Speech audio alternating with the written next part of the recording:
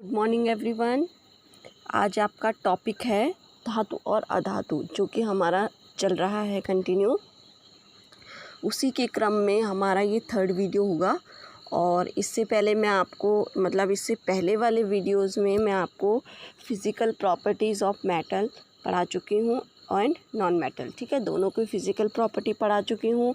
और अब हमारा है धातुओं के रासायनिक गुण, ठीक है। जो सेकंड वीडियो था वो था धातुओं के रासायनिक गुण।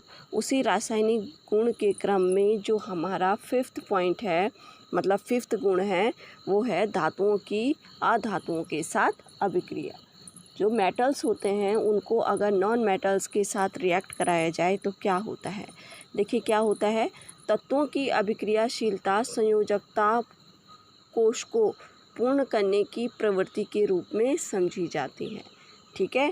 कि जो तत्वों की अभिक्रियाशीलता है वो संयोजकता कोश को पूर्ण करने की प्रवृत्ति के रूप में समझी जाती है। उसकी जो तत्वों की अभिक्रियाशीलता होती है वो डायरेक्ट उनकी संयोजकता पे डिपेंड करती है। और संयोजकता क्या होती है, देखिए, धातु के परमाणु अपने संयोजकता कोश से इलेक्ट्रॉन त्याग करते हैं और धनायन बनाते हैं, ठीक है।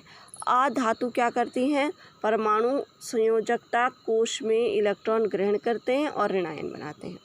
अब आपको याद होगा कि मैंने आपको 9th क्लास में जब हम एटॉमिक स्ट्रक्चर पढ़ रहे थे तो उस टाइम मैंने आपको ये इलेक्ट्रॉनिक कॉन्फ़िगरेशन का एक कॉन्सेप्ट समझाया था, ठीक है। तो आप चाहें तो उसको रिवाइज़ कर सकते हैं। तो मैंने बताया था कि कोई भी एटम होता है, कोई भी परमाणु होता है, उसकी चारों तरफ इलेक्ट्रॉन चक्कर लगा रहे होते हैं, ठीक है। तो ये जो हमारा मेटल्स एंड नॉन मेटल्स हैं वो भी एक तरीके के एटम्स ही हैं, ठीक है।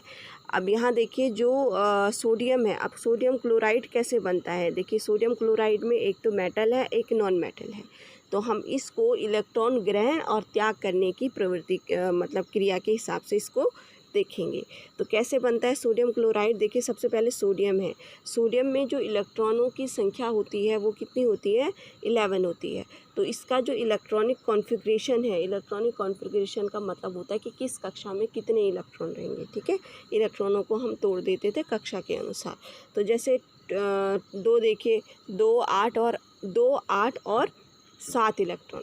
तो जो सोडियम होता है, सपोज ये सोडियम है और इस सोडियम के ये जो कक्षाएं हैं, इसकी इस कक्षा में इलेक्ट्रॉन होते हैं, घूम रहे होते हैं, ठीक है। तो सपोज इसकी पहली कक्षा में 2 हैं, दूसरी कक्षा में इसके 8 हैं और तीसरी कक्षा में इसका 1 इलेक्ट्रॉन है, ठीक। तो थ्योरी ये कहती है साइंस में कि ये को जब किसी भी एटम के या हम यहाँ पे मेटल की बात करें तो मेटल की कक्षा में 8 इलेक्ट्रॉन होते हैं तो वो अपनी कक्षा को संपूर्ण कर लेता है, ठीक है। संपूर्ण हो जाती है उसकी कक्षा, तो उसको फिर 1 इलेक्ट्रॉन की आवश्यकता नहीं होती है। तो वो क्या करता है, यहाँ उसकी संयोजकता पूरी हो गई है। देखिए यहाँ पर उसकी संयोजकता पूरी हो गई है। अब ये जो 1 इलेक्ट्रॉन बचता है ये इसको देता है, किसको, इसका त्याग कर देता है ये, ठीक है। इसका त्याग कर देता है और धनायन बनाता है। क्लियर हो गया होगा आपको। अब ये क्लोरीन है। क्लोरीन का इलेक्ट्रॉनिक कॉन्फ़िगरेशन होता है 287। 287 को आप प्लस करेंगे तो कितना होगा, 17। तो 17 होता है। तो अब देखिए इसकी जो पूर्ण कक्षा है वो यहाँ पर कंप्लीट यहाँ पर कंप्लीट तो हो रही है, लेकिन ये 7 है और इसको कंप्लीट होने के लिए 1 इलेक्ट्रॉन की ज़रूरत है, ठीक है। इसका जो लास्ट वो है उसको 1 इलेक्ट्रॉन की ज़रूरत है। तो ये क्या करेगा, ये क्लोराइड सोडियम से 1 इलेक्ट्रॉन को ले लेगा, ठीक है। तो यहाँ पर आपको मैं दिखाती हूँ, ये देखिए यहाँ पर देखिए इलेक्ट्रॉन को ले लिया है, क्लोराइड ने एक इलेक्ट्रॉन को ग्रहण किया है और ऋणायन बनाया है, ठीक है। तो यहाँ पर आपको मेनली ये ध्यान रखना है कि जब धातु और अधातुओं का अभिक्रिया होती है तो उसमें इलेक्ट्रॉन लेना और देने का प्रोसेस किया जाता है। क्लियर। तो जो देता है वो धनायन बनाता है और जो लेता है वो ऋणायन बनाता है। क्लियर।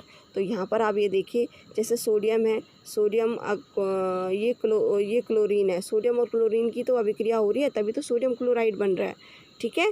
तो सोडियम क्या कर रहा है, इसको 1 इलेक्ट्रॉन दे रहा है और ये क्लोराइड क्या कर रहा है, 1 इलेक्ट्रॉन को ग्रहण कर रहा है। तो इस तरीके से हमारी पूरी प्रोसेस हो रही है सोडियम क्लोराइड बनने की।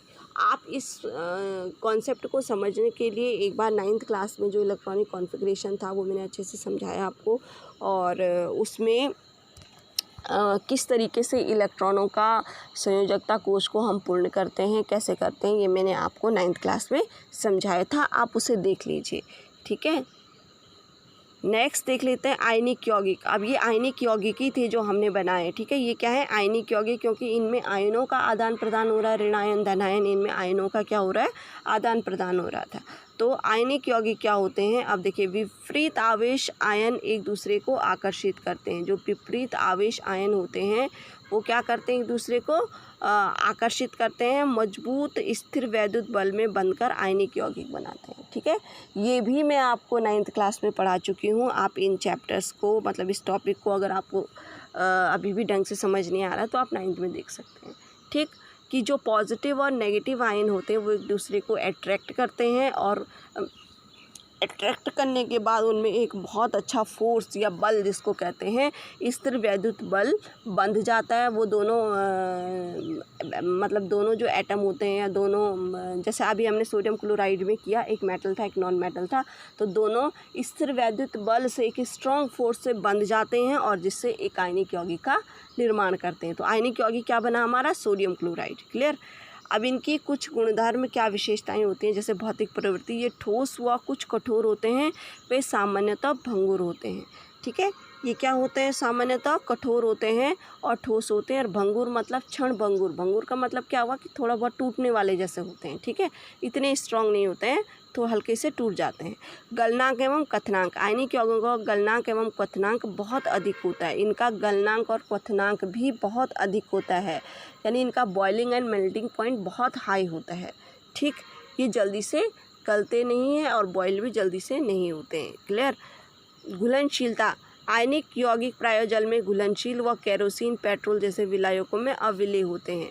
तो घुलनशीलता यानी सॉल्युबिलिटी, जल में तो घुलनशील होते हैं, जैसे आपको पता है आपका साधारण नमक सोडियम क्लोराइड जल में जल्दी से घुलनशील हो जाता है।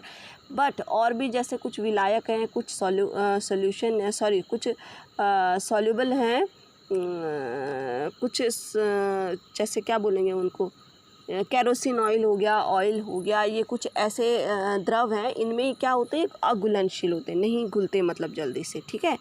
विद्युत चालकता, आयनिक यौगिक जलीय विलयन में और गलित रूप में विद्युत का चालन करते हैं, ये ठोस रूप में विद्युत का चालन नहीं करते। देखिए, जो आयनिक यौगिक होते हैं वो जलीय विलयन अगर उनका बनाया जाए, ठीक है, जल में अगर विलयन बनाया जाए तो वो इलेक्ट्रिसिटी को पास करते हैं, उनमें करंट पास होता है।